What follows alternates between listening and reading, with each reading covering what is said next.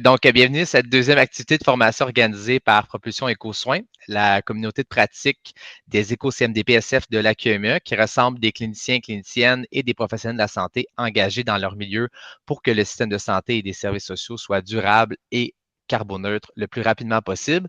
Je me nomme Kevin Aymon, je suis médecin de famille qui travaille à l'urgence de Sainte-Agathe et membre de l'éco-CMD-PSF des Laurentides. Je serai votre modérateur pour ce midi conférence. Donc, cette activité était organisée en collaboration avec le RASDQ, le Réseau d'action pour la santé durable du Québec, précédemment nommé La planète s'invite en santé, est un projet de l'Association pour la santé publique du Québec. Le RASDQ vise à augmenter les connaissances et amplifier les actions en lutte et adaptation au changement climatique dans le secteur de la santé québécois. C'est également organisé en collaboration avec Cascade. Cascade qui est une initiative pluriannuelle de renforcement des capacités visant à revoir le rôle des soins de santé dans la crise climatique. Cascade veut aider la communauté des soins de santé du Canada à faire la transition vers un système de santé durable en appui au cadre pan-canadien sur la croissance propre et les changements climatiques. On bénéficie également d'un soutien financier du Plan pour une économie verte 2030 du gouvernement du Québec. Puis l'objectif des formations, comme un peu la dernière, ben, c'est de regrouper les différents intervenants du réseau, puis de partager les connaissances et les bons coups afin d'amener notre système de santé à être plus éco-responsable. Donc, petit point de fonctionnement, cette formation est accréditée par la FMOQ pour 1 heure de crédit de catégorie A. Ça va être important que vous ayez rempli votre formulaire de présence afin d'avoir accès au crédit et de remplir le formulaire d'évaluation auquel vous aurez accès à la fin de la présentation. Puis, petit truc technique, là, pour obtenir vos crédits, si vous êtes FMOQ, ça va être ajouté directement à vos crédits. Si vous êtes de la FMSQ, c'est seulement de vous créer un compte FMOQ et d'avoir accès à vos crédits. Si vous êtes un autre professionnel de la santé, il y a moyen de recevoir des crédits également. Il faut vous créer un compte de la FMOQ et nous vous envoyer votre numéro de compte. Puis nous, on va pouvoir mettre le certificat sur votre compte par la suite que vous pourrez présenter à votre association. Les questions vont être prises par écrit seulement. Il y a une section questions-réponses. Vous pouvez les poser à cet endroit, puis je vais les mentionner à nos présentateurs par la suite. Donc, on a 2 présentateurs aujourd'hui. On a Dr. Éric Notbart et Dr. Anneli qui vont nous présenter. On va commencer par Dr. Notbart. Je vais vous inviter à partager votre écran pendant que je vous présente. Donc, le docteur Notbart est médecin spécialiste en médecine d'urgence. Il est clinicien-chercheur à l'hôpital du Sacré-Cœur de Montréal et professeur agréé à la faculté de médecine de l'Université de Montréal. Il est, entre autres, président de l'éco-CMD-PSF du CIS du nord de l'île de Montréal, coordonnateur du groupe Crise climatique et santé planétaire à la faculté de l'Université de Montréal. Depuis plus de 30 ans, le docteur Notbart a été impliqué dans une foule de grands dossiers environnementaux au Québec. Fermeture de mines d'amiante, changement climatique, questions énergétiques, abandon de la filière nucléaire, promotion des transports actifs et collectifs, lutte aux pesticides et promotion du nécessaire et urgent virage vert de nos hôpitaux. Il va nous présenter sur les impacts de la crise climatique sur les pathologies du système nerveux central. À vous, docteur Notbart. Bonne écoute. Oui, merci Kevin. Est-ce que d'abord vous voyez bien mon écran? Oui. Parfait, excellent. Alors, bonjour tout le monde, merci d'être là. Je vais vous parler en fait de la crise climatique et des pathologies du système nerveux central. C'est quelque chose qui est un peu moins connu que l'impact sur le cœur, sur les poumons ou autres. Mais vous allez voir, c'est quelque chose qui est très important. Alors, on continue. Oups, il faut que je fasse avancer. Voilà. Je n'ai pas de conflit d'intérêt. Je suis membre de l'Association des québécoises des médecins pour l'environnement, président du comité environnement de l'Association des médecins d'urgence et de santé durable de médecins francophones du Canada. Alors donc, 2 objectifs, identifier les principales maladies neurologiques qui sont affectées par la crise climatique et la pollution atmosphérique et identifier les principaux problèmes neurologiques qui sont vus lors des vagues de chaleur. Donc, rapidement, on va parler d'épidémios et des maladies neurodégénératives, des maladies vasculaires, neuro-infectieuses d'épilepsie, rapidement de pharmacologie et on va conclure en moins de 20 minutes, je vous le promets. Alors, selon l'OMS, la crise climatique va causer plus de 250 000 décès par année en 2030 et 2050 et près de 50 000 par an chez les personnes âgées. Vous vous rappelez des plus importantes vagues de chaleur, 70 000 décès en Europe en 2003. Cependant, ce qui est important, et ce que je veux souligner, c'est que globalement, les maladies neurologiques sont la 2e cause de décès dans le monde après les problèmes cardiovasculaires. Et il y a une publication qui est faite à peu près aux 10 ans, ça s'appelle le Global Burden of Disease Study. On va prendre la dernière version de 2015 parce que celle de 2024 est très influencée par la COVID, on peut moins s'en servir. Mais on y trouve que les maladies neurologiques sont la principale cause de Disability Adjusted Life Years. C'est quoi ça? Un DALY, c'est une année perdue par décès ou par maladie grave. Donc 10%, c'est beaucoup. Et globalement, les maladies neurologiques sont la deuxième cause de décès. Vous allez voir dans quelques diapos. Alors, qu'est-ce qui se passe dans un centre hospitalier? Puis c'est une étude mondiale. L'excès d'admission lors de vagues de chaleur en premier, évidemment, déshydratation, coup de chaleur, insuffisance rénale aiguë. En deuxième, cardiovasculaire. Et en troisième, les problèmes neurologiques, vasculaires, neurodégénératifs et compagnie. Et ensuite, les autres causes. Donc, si on continue, alors ici, je vais juste. Alors, vous voyez ici, là, j'ai quelque chose qui vient de. Voilà. Alors, vous voyez ici le Global Burden of Disease. Alors, 1990, MCAS, AVC, MPOC. En 2019, même chose. Évidemment, en 2021, il y avait la COVID, mais si on continue, ce qui va se passer en 2050, ben, dans les premières causes de décès, toujours maladie cardiaque ischémique, puis AVC, diabète, MPOC et compagnie. Donc, ce qu'on va faire, on va regarder un peu plus en détail. Une revue systématique de 2021 qui regardait le réchauffement climatique et les problèmes neurologiques. Alors, sur 93 études, il y en avait 83 qui regardaient l'impact des températures anormalement élevées et 3 sur les migrations de population. Une revue systématique avec beaucoup d'hétérogénéité, mais la majorité des études démontraient une relation entre le réchauffement climatique et la hausse de la mortalité, morbidité de causes neurologiques. Alors, regardez une autre étude en Angleterre, entre 93 et 2006, la hausse de mortalité par degré Celsius au-dessus des seuils usuels pendant l'été. Ben, système nerveux central, 4,6 %, c'était la plus élevée. Respiratoire, 4 %. Cardiovasculaire, là-dedans, globalement, plus 1 %. Avec les infarctus, 1 %. Les arythmies, alors c'est quand il fait chaud, souvent les gens sont déshydratés, ils ont plus de problèmes d'arythmie, plus de problèmes avec leurs médicaments. Et de façon intéressante, génito-urinaire, c'était souvent des sepsis urinaires. Alors, c'est un peu une espèce de blobogramme un peu complexe, mais vous voyez ici, évidemment, la barre ici, c'est la ligne d'équivalence, puis vous avez les AVC en fonction du groupe d'âge. Plus on descend, plus les personnes sont âgées. Ici, vous avez encore Nervous System Disease, maladie extrapyramidale, autres maladies neurologiques. Alors, on va regarder ça un peu plus dans le détail. Donc, en premier, les maladies neurodégénératives, les maladies vasculaires, les maladies neuro-infectieuses et l'épilepsie. Le lien est établi depuis longtemps entre la pollution et les maladies neurologiques. Et si vous avez tous les polluants qu'on connaît bien, le PM2,5, dioxyde de soufre, dioxyde d'azote, ozone et compagnie, et le lien qui a été établi entre toute une série de pathologies neurologiques qui vont des AVC à la sclérose en plaques, à la maladie de Parkinson et autres. Donc, les liens entre la pollution et les maladies, ceux-là sont déjà faits. Ce tableau-là est intéressant. On va prendre une minute peut-être pour le regarder plus en détail. Alors, vous avez le réchauffement climatique d'un côté, vous avez la pollution de l'air de l'autre côté, vous avez les AVC et les maladies neurodégénératives. Alors, il y a un ensemble de mécanismes, système métabolique élevé, dommages aux microvaisseaux, brisure de la barrière hémo-encéphalique, athérosclérose accélérée, débit cardiaque accéléré, suractivation du système sympathique, etc., de l'apoptose, formation de corps de Lewy, lésion des mitochondries, etc. Alors, tout ceci se combine pour faire trois choses, dans le fond, ce qu'on appelle de l'excitotoxicité dont on va parler, l'activation des microglies et ultimement le stress oxydatif qui contribue à la morbidité et la mortalité de ces pathologies-là. Alors, si on regarde en détail la chaleur, la pollution et les maladies neurodégénératives, ben, ce qu'on sait, c'est que l'exposition à la pollution augmente le risque de développer une maladie neurodégénérative. Une étude épidémiologique à Taïwan sur 100 000 personnes pendant 10 ans montrait que l'exposition à l'ozone pourrait augmenter de plus de 200 % le risque de développer la maladie d'Alzheimer et l'exposition aux particules fines pourrait augmenter de plus de 100 % le risque de développer la maladie d'Alzheimer.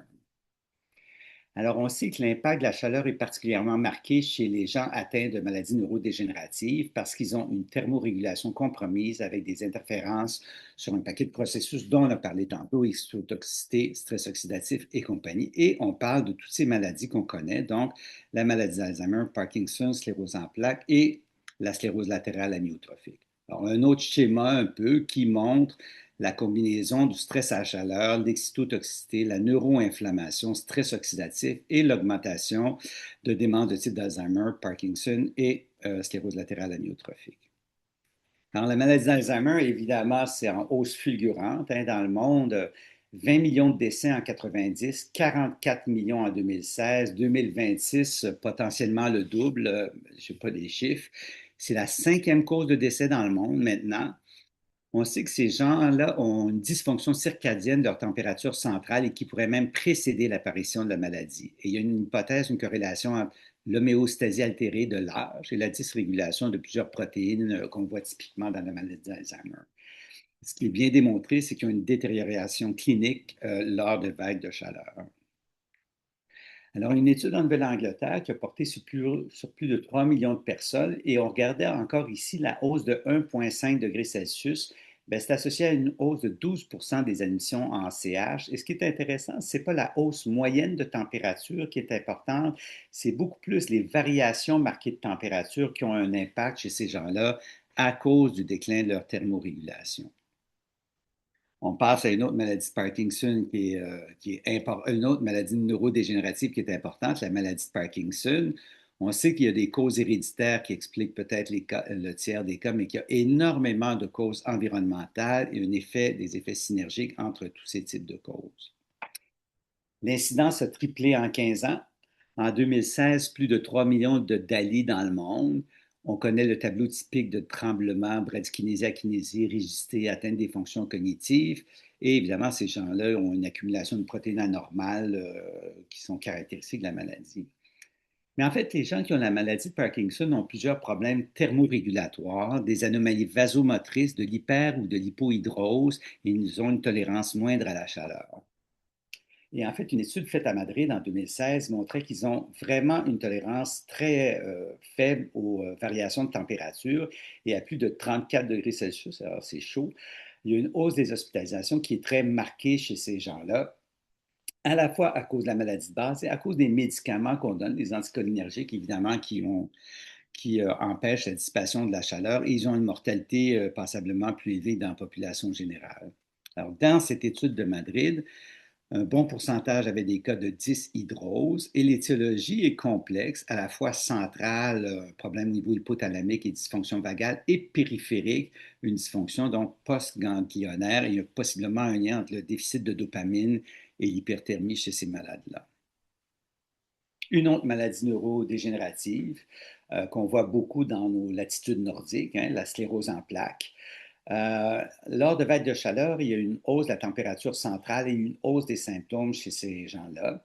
Une étude en Suède a montré que 60 des malades ont une hausse des symptômes lors de vagues de chaleur. Une étude, alors on va dans l'autre hémisphère, 90 des cas de sclérose en plaques lors de vagues de chaleur, ces grosses vagues de chaleur, 35 degrés le jour, 20 la nuit, on hausse des symptômes, de la fatigue, diminution des activités sociales, de capacité au travail, etc.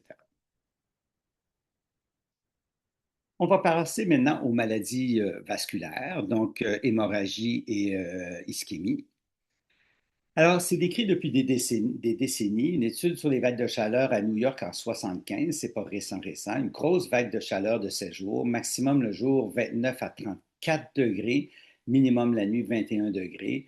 La mortalité était presque doublée déjà par rapport à la même période l'année précédente, donc près de 2000 décès versus 1300 décès. On parlait surtout d'infarctus du myocarde, mais aussi d'AVC.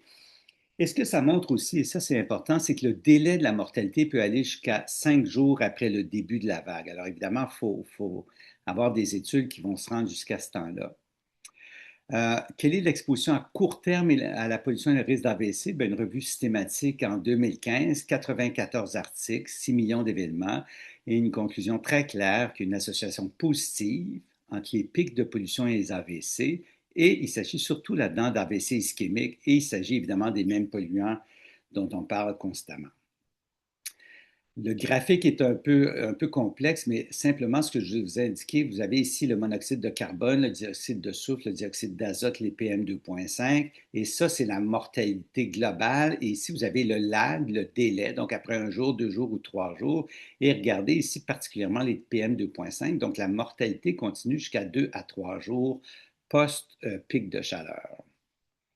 Alors, les PM2,5, on le sait bien au niveau cardiaque et respiratoire. Donc, c'est des petites particules qui entrent profondément dans les poumons et dans la circulation, qui accélèrent l'athérosclérose, qui amènent une hausse de l'activité du système sympathique, une atteinte de l'endothélium vasculaire, de l'inflammation et un risque accru d'arythmie. Une étude de Séoul, 95 à 98, et l'association entre la pollution atmosphérique et les décès par AVC, ben, vous voyez ici, c'est tous significatif. PM10, ozone, dioxyde d'azote, dioxyde de soufre, monoxyde de carbone. Donc, on est tous dans les associations qui sont très clairement positives.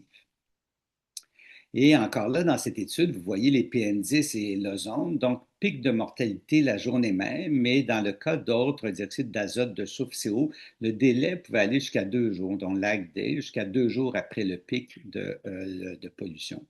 Alors pourquoi? Ben, certains polluants prennent peut-être plus de temps à adhérer aux particules fines et causent un AVC.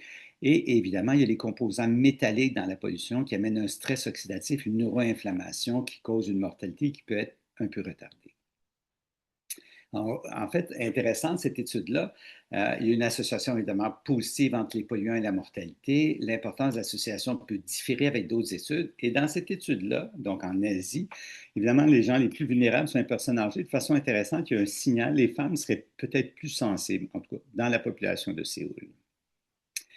Alors maintenant, ça, c'est une étude qui est intéressante, qui combine, dans le fond, à la fois chaleur et pollution.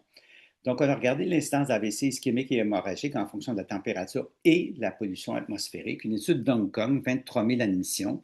Et en fait, ce qu'on a regardé, on va aller directement dans l'étude et on va naviguer là-dedans lentement. Alors, vous avez ici les températures. Bon, à Hong Kong, plus de 20 degrés Celsius, c'est chaud. Alors, voilà ici les températures au-dessus de 20 versus les températures en bas de 20. On a regardé les primary intracerebral hemorrhage, donc les hémorragies et les ischémies. Et ensuite, on a regardé les différents polluants.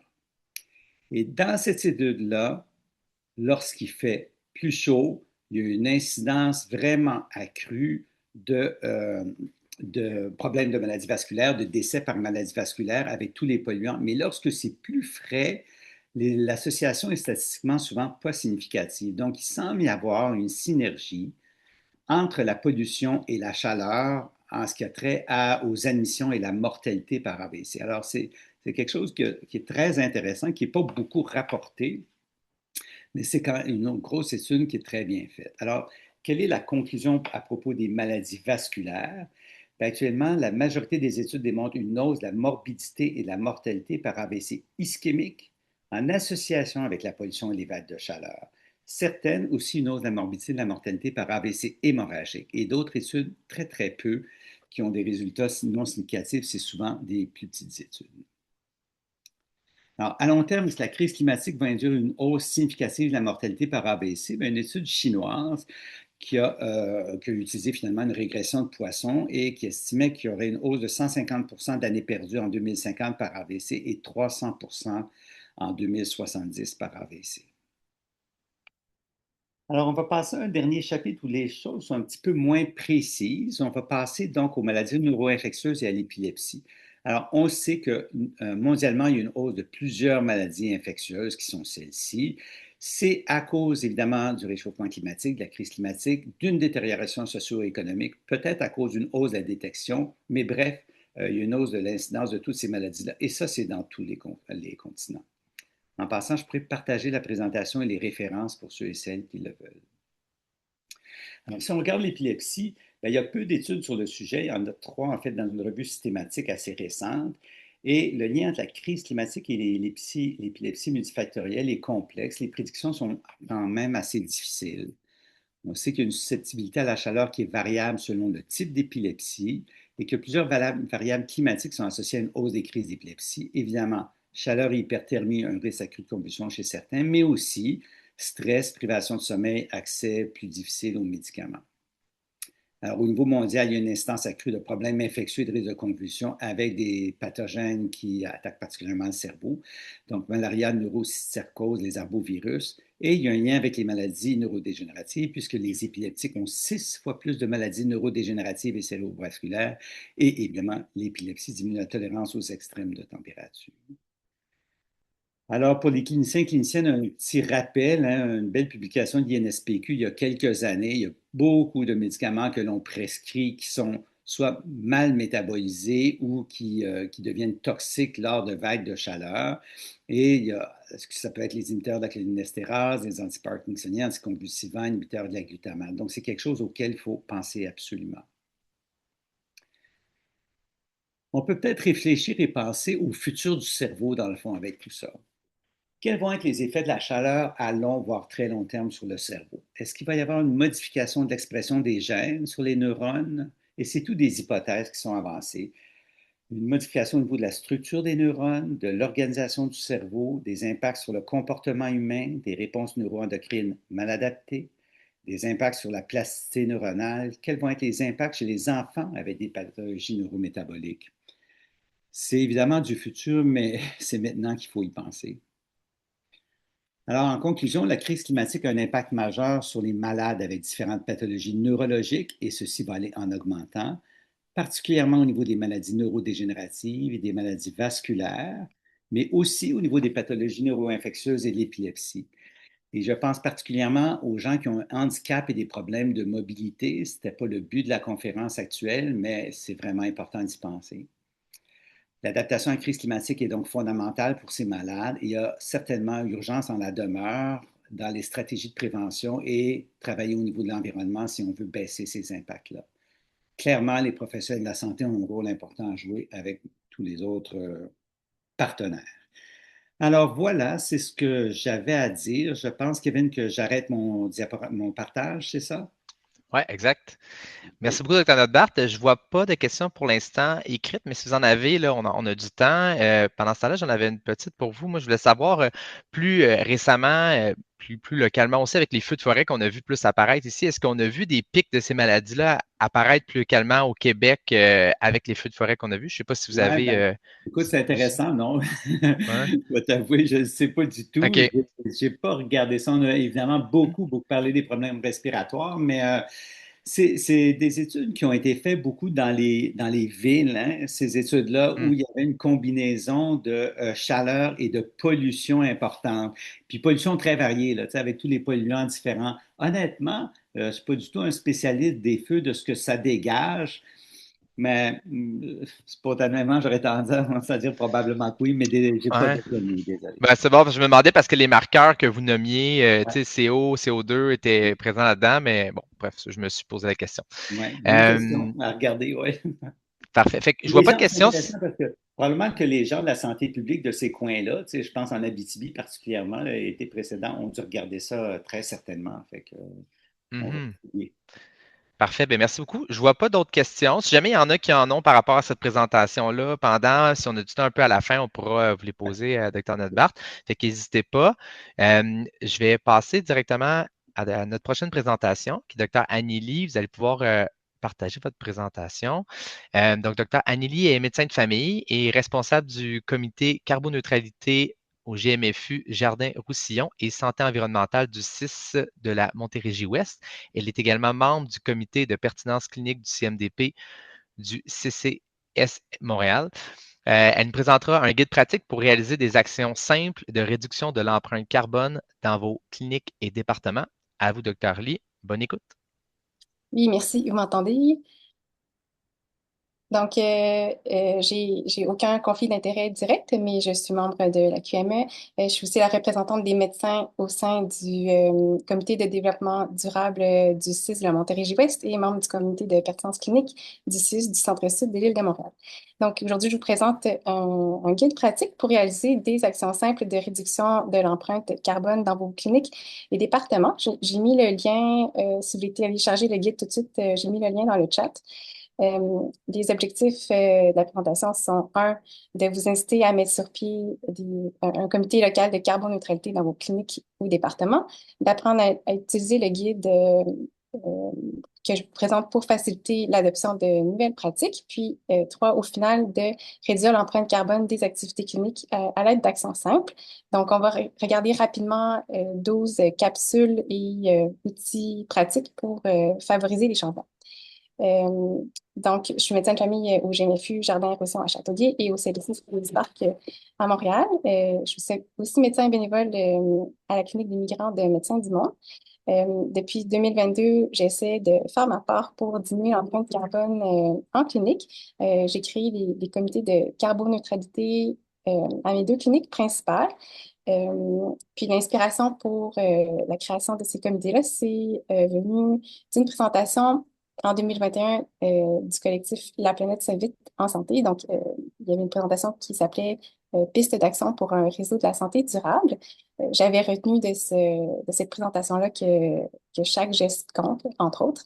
Et l'inspiration est aussi venue du guide de clinique éco-responsable qui avait été publié par l'Éco-CMDP du 6 de Laval. Donc, de notre côté, vu que depuis 2022, on présente mensuellement des actions, on a développé un autre guide qui récapitule ce qu'on met en place depuis 2022. Donc, on s'est dit que les outils qu'on a développés, ben, qu'on voulait les transmettre aux autres. Donc, c'est pour permettre de réaliser concrètement, pas à pas, des actions simples pour avoir le plus d'effet avec le moins d'efforts. Ça, c'est un principe en amélioration continue de la qualité.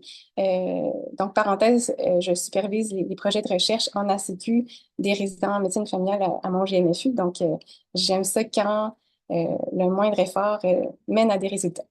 On a ciblé 12 des actions qu'on a mis en place depuis 2022. Puis, ce qui est intéressant, c'est que on a fait des mesures de résultats post-intervention. Donc, on a pu mesurer l'ampleur des changements dans les pratiques. Donc, c'est quand même significatif. Donc, souvent, on se dit, ben, j'aimerais ça agir, mais je ne sais pas par où commencer. Donc, le guide est là pour vous soutenir. Donc, on va regarder les capsules. Le guide a été élaboré avec l'aide de Dani Lalonde, qui est conseillère en développement durable au CIS de la Montérégie-Ouest. Donc, la première page, on décrit les objectifs du guide puis l'importance de la carboneutralité, mais ça, vous êtes déjà au courant. La première étape, concrètement, qu'on conseille de faire, c'est de former un comité local de carboneutralité pour s'afficher, pour montrer que la crise climatique est importante et qu'elle devrait teinter notre pratique clinique. Ça sert évidemment aussi de noyau pour coordonner les actions. Dans mes deux cliniques, j'avais fait un appel au groupe, puis dans une de mes cliniques, on est deux médecins, deux TS, une infirmière. Dans l'autre clinique, on est deux médecins, une médecin résidente, la pharmacienne, puis la directrice du GMF. Euh, c'est très faisable aussi d'être une seule personne pour débuter le comité. Donc, une fois qu'on nomme qu'il y a un comité qui existe, nous, on a trouvé que pour mettre en œuvre les actions, le meilleur moyen d'atteindre les gens, c'est de demander d'avoir vraiment un point statutaire spécifique au comité de carboneutralité lors des réunions d'équipe mensuelles pour qu'on puisse présenter le contenu de chaque capsule. Donc, si on voit que les actions sont regroupées en 5 thématiques, les deux premières, c'est gestion des matières résiduelles et les approvisionnements. Je dirais que dans les faits, c'est sûr que c'est deux thématiques qui ont moins d'impact au niveau de la réduction des GES, mais c'est plus visible, donc les gens apprécient ça, donc c'est pour ça qu'on les a mis de l'avant. Sinon, sobriété énergétique, prescription faible en carbone et alimentation, c'est les actions qui ont le plus d'impact au niveau de la réduction de l'empreinte carbone. Donc, dans la culture de l'ACQ, l'amélioration continue de la qualité, on aime ça faire des sondages avant et après l'implantation des mesures. Donc, je vous montrerai à la fin, avec le lien qui est ici, un exemple de sondage qu'on envoie à l'équipe. Il y a aussi, vous allez voir, les outils sont présentés en annexe, puis ils sont disponibles pour téléchargement sur le lien ici en bas.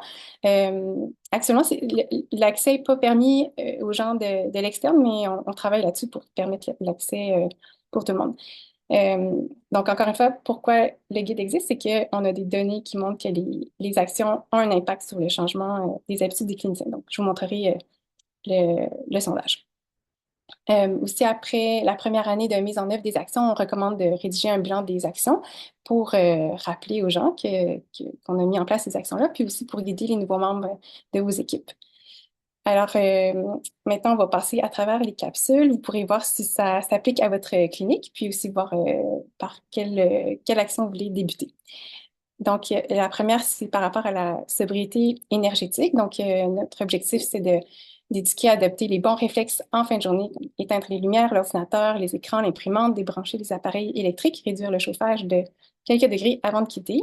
Donc, ce qu'on a fait, c'est d'en parler pendant une réunion, d'envoyer l'argumentaire par courriel. Donc, en gros, c'est que le réseau d'hydro est déjà fortement sollicité. On sait que dès 2027, l'offre ne va pas suffire à la demande. Il existe des actions simples et efficaces pour réduire la consommation d'énergie, comme en Europe. C'est les exemples qu'on a mis. Il y a aussi les charges fantômes dont les gens ne sont pas trop au courant. Selon Hydro, 40% de la consommation annuelle des appareils électroniques s'est produit lorsqu'ils sont éteints. Puis les trucs, c'est de débrancher les appareils de la prise minérale, de les brancher dans une multiprise qui peut être mise hors tension. Donc, on a présenté ces informations-là. Puis, on a aussi imprimé des étiquettes autocollantes qu'on a mis près des interrupteurs pour rappeler aux gens. Donc, je vous montrerai ça dans l'annexe plus loin. Puis, dans les bas des pages, on a mis les sources là, pour les argumentaires. La capsule 2, c'est, là, je vois pas bien, c'est le défi lundi sans viande. Donc, on conviait l'équipe à relever le défi de manger un lunch sans viande tous les lundis. On disait que c'était volontaire, sans pression, sans jugement, parce qu'on sait que l'alimentation, ça peut être un sujet quand même sensible. On a écrit dans le bas de la page pourquoi c'est les lundis. Là, c'est des raisons un peu historiques, mais c'est possible de le faire les autres journées de la semaine. Donc, on a encore présenté les informations en réunion et par courriel. Donc, de savoir que diminuer sa consommation de produits d'origine animale, c'est le geste le plus important qu'on puisse faire pour diminuer son empreinte carbone parce que la production de protéines végétales émet beaucoup moins de gaz à effet de serre que la production animale. Une autre action qu'on a fait dans ce sens-là, c'est qu'on avait publié sur le groupe Facebook de la clinique des idées de recettes VG. Et on les avait aussi imprimées. Donc on a toujours un cartable avec ces recettes-là dans la cuisine de la clinique. Capsule 3, c'est la réduction d'utilisation du papier de table à examen. Ça, je pense que vous connaissez un peu les principes de cette action-là. Donc, on en a parlé en réunion. On a transmis les informations par courriel. Dans la clinique, disons qu'on a voulu garder ça simple. Donc, on l'a pas complètement enlevé le papier, mais on a beaucoup réduit l'utilisation. Je sais qu'il y a d'autres cliniques qui sont allées beaucoup plus loin, avec des services de buanderie, mais si vous êtes capable de le faire, tant mieux. Je vous présenterai une ressource par rapport à l'argumentaire à l'annexe 3 à la fin. La quatrième capsule, c'est la collecte des déchets organiques. Donc, c'est de regarder est-ce qu'il y a une collecte qui est offerte dans votre milieu. Sinon, c'est d'inciter les gens à mettre leurs déchets alimentaires dans un bac à compost. Donc, nous, on le garde au congélateur. On a trouvé une volontaire qui ramène le compost chez elle. Puis, sinon, on encourage les employés à ramener les déchets alimentaires pour composter à la maison. Donc, on a mis des petites affiches près des poubelles pour rappeler aux gens. On a présenté en réunion que dans les sites d'enfouissement, la matière organique se décompose et en se décomposant produit du méthane, en fait, qui a un haut potentiel de réchauffement global. On a des données qui montrent que l'enfouissement des matières organiques résidentielles génère une bonne partie des gaz à effet de serre de la province. Donc là, on ajoute en plus institutionnel, puis le compost enrichit les sols, mais ça séquestre aussi le carbone dans le sol et ça diminue l'utilisation d'engrais chimiques qui produisent aussi énormément de GES. Capsules 5 et 6, c'est par rapport à la récupération des stylos et des cartouches d'encre usagées. Donc, ce qu'on a fait, c'est au secrétariat mettre des boîtes pour récupérer ces items. Pour les stylos, on a une volontaire qui les amène au programme de recyclage de bureaux en gros. Pour les cartouches d'encre, j'ai une clinique, donc c'est l'établissement qui s'occupe de récupérer les cartouches. Dans l'autre clinique, c'est pas fait par l'établissement, donc c'est la Fondation Mira qui fait la récupération gratuitement. Capsule 7, sur le bon tri des matières recyclables. Ça demande peut-être un peu plus de travail là, parce qu'il faut que chaque installation vérifie qui fait le service de récupération, vérifie quelles matières qui sont vraiment acceptées dans la collecte. Donc, ce qu'on a fait, nous, c'est faire ces vérifications-là, mettre une affiche sur les bacs pour simplifier le tri. On l'a présenté en réunion. On était aussi allé voir individuellement chaque personne pour s'assurer que c'était compris. Puis je dirais que ça, on dirait que c'est la mesure la plus difficile à mettre en place à ce jour, ça reste le tri, ça reste un peu n'importe quoi, malheureusement. Il faut aussi dire aux gens de s'assurer que les produits qui ont un pictogramme SIMDUT, s'assurer que c'est pas mis dans la collecte parce que ça contamine l'ensemble de la collecte et tout est jeté. Capsule 8, ça, je pense que vous connaissez aussi bien le sujet, donc de réduire l'utilisation des prescriptions d'inhalateurs aérosols doseurs. Donc ça, c'est juste un rappel des ressources qui existent. Donc, on avait présenté le guide inhalateur, un guide environnemental pratique, envoyé le lien du guide de prescription de cascade. On avait fait une deuxième présentation d'une quinzaine de minutes. Le document de présentation est aussi disponible dans les liens à télécharger. Donc, ça s'appelle l'impact environnemental des aérosols 12 heures. On a mis des affiches dans les bureaux. Comme information supplémentaire dans le guide, on voit que ici les trucs pour les codes RAMQ, puis d'autres petits conseils comme si on n'a pas le choix de prescrire un aérosol 12 heures, de privilégier celui qui se donne dit pour les corticostéroïdes. On a mis les noms de génériques qui ont moins de HFA, puis un rappel de combiner les inhalateurs en un seul dispositif quand c'est possible. Et puis, je dirais que c'est pas juste deux capsules qu'on a fait sur ce sujet-là. Vu que ça a un gros impact au niveau de la réduction de l'empreinte carbone, on a fait vraiment plusieurs capsules pour marteler le message. Neuvième capsule, on a fait sur les prescriptions nature. Donc, ça, je pense qu'il y a beaucoup de gens ici qui connaissent ça. Donc, on a juste remis l'argumentaire. Donc, encore une fois, en réunion, puis par courriel. Capsule 10, c'était sur la campagne pour l'utilisation appropriée des gants de cascade. Capsule 11, on s'était fait rapporter par le secrétariat qu'il y avait quelques cliniciens qui continuaient à beaucoup envoyer de fax papier alors qu'on a le fax web. Donc, on avait avisé les gens que gentiment, ils seraient peut-être sollicités pour voir pour quelles raisons, puis qu'on allait aider à plus utiliser le fax web. La 12e capsule du guide, c'est sur le fractionnement des comprimés. Donc, on sait que, supposons prescrire 15 comprimés divisés en deux par mois au lieu de 30 comprimés, ben, ça diminue de moitié l'empreinte environnementale qui est liée à la production du médicament, mais aussi l'emballage et l'expédition. Donc, ici, on a le lien pour les détails. Puis ça, c'était une action inspirée du guide de santé planétaire de Cascade. Donc, ici, un peu les annexes. Ça, c'est le bilan au GMFU après un an de capsules, donc par catégorie. Donc, ça servait de rappel à tout le monde. Ici, c'est l'étiquette qu'on a collée près des interrupteurs. Ça, c'est la mémoire du CIS du Centre-Sud de l'île de Montréal sur l'utilisation du papier puis la désinfection selon le type de contact. Donc, la mémoire nous rappelle qu'il n'y a aucune référence identifiée qui recommande l'usage de papier protecteur comme mesure suffisante pour prévenir la transmission de pathogènes. Donc, avec ou sans papier, la désinfection doit se faire selon les consignes du tableau et donc que le papier est superflu. Ça, c'était ce qu'on avait mis sur les boîtes pour les stylos, ce qu'on a mis sur les bacs. Donc, on avait quand même validé que c'était bien ces matières-là qui étaient vraiment acceptées dans notre collecte. Les informations de cascade sur les inhalateurs. Et sûr, si vous avez des questions sur les outils puis les capsules, vous pouvez m'écrire. Sinon, je vais finir par vous montrer un exemple de sondage qu'on envoie avant, après les interventions. Donc, par exemple, ici, là, on met l'action de la capsule, puis on demande aux gens si c'est une mesure qui a été adoptée. Donc, toujours, souvent, parfois ou jamais. Et puis là, ça nous donne des résultats comme, par exemple, Ici, on a demandé est-ce que vous essayez de prescrire des alternatives aux aérosols doseurs?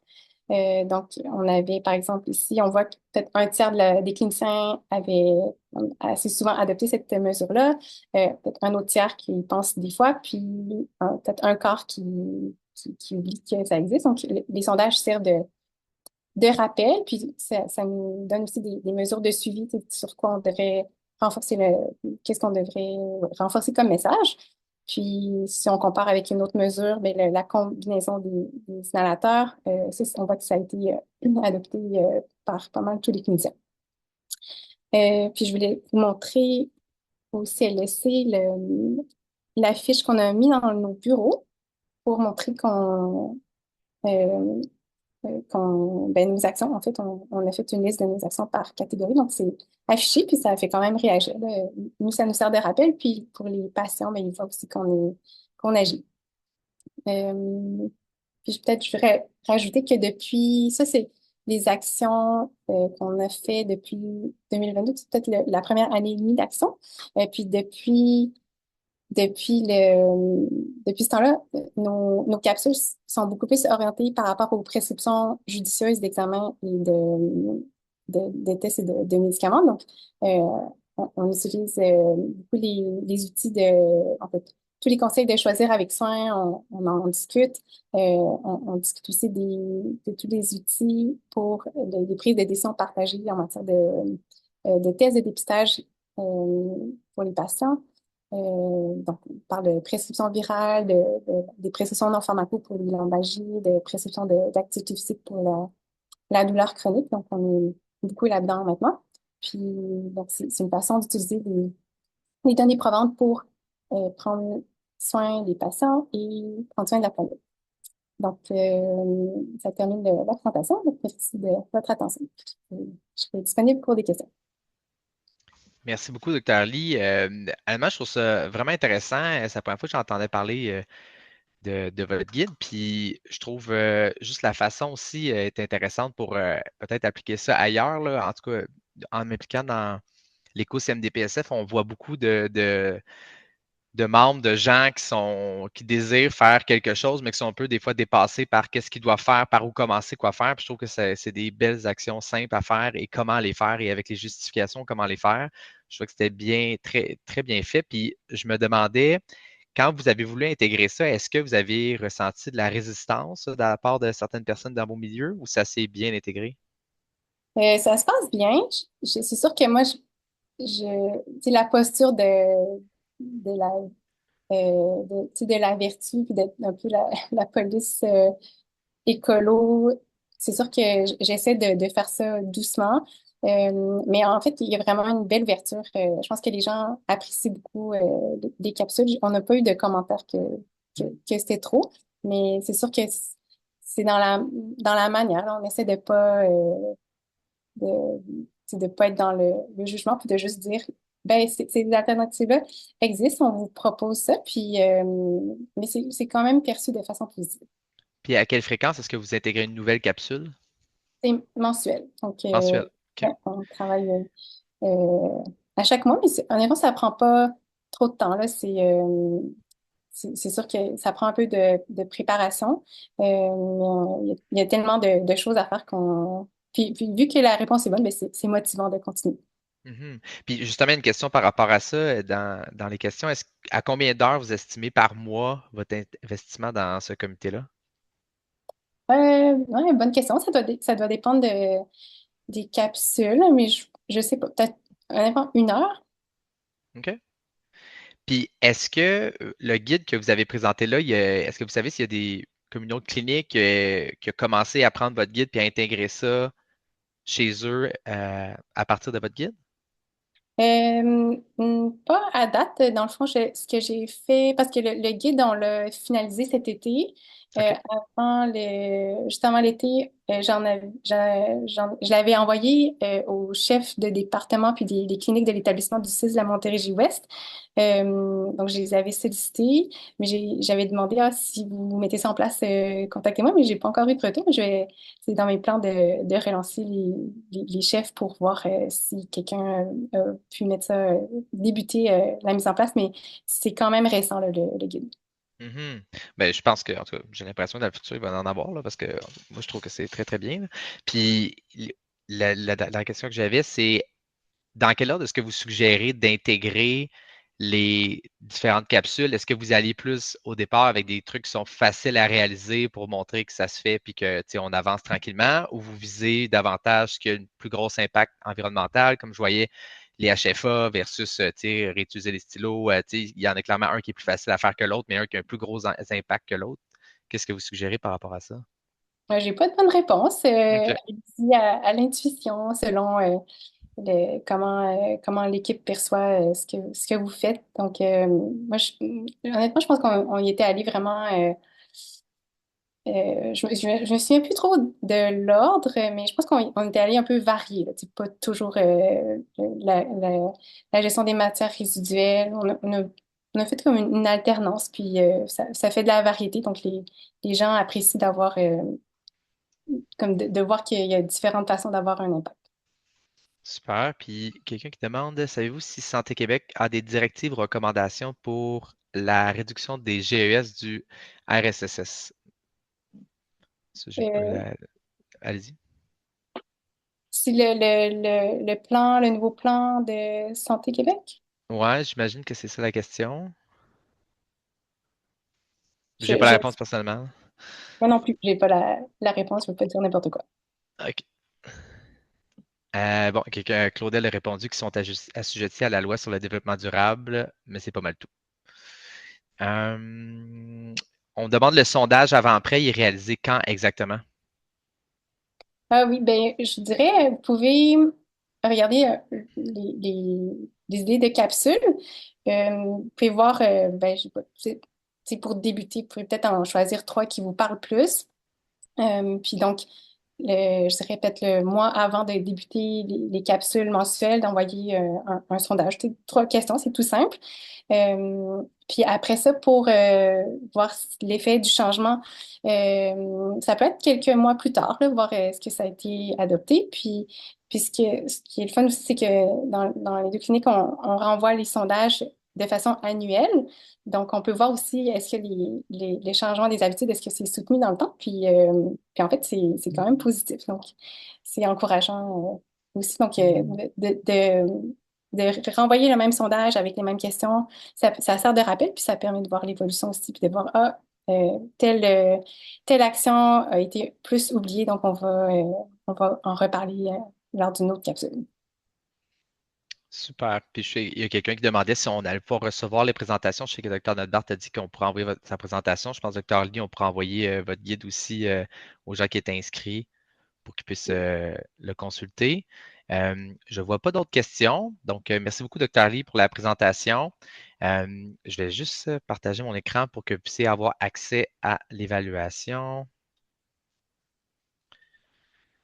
Donc, pour l'évaluation, c'est un code QR comme il y a ici. Comme j'ai mentionné, c'est important pour nous d'avoir l'évaluation, un, pour que vous ayez accès à vos crédits, mais également pour que nous, on puisse avoir des suggestions, des commentaires pour des futures présentations, pour soit améliorer la formule ou traiter d'autres sujets qui pourraient vous intéresser dans le futur.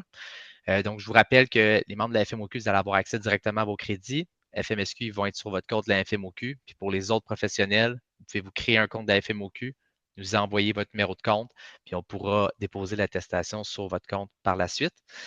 Ça a été vraiment un plaisir pour moi d'avoir été votre modérateur pour cette soirée. Un gros merci à nos présentateurs, Dr. Notbart et Dr. Lee, pour les excellentes présentations. Merci également au RSDQ et Cascade là, pour la participation à l'organisation et à Propulsion Éco-Soins.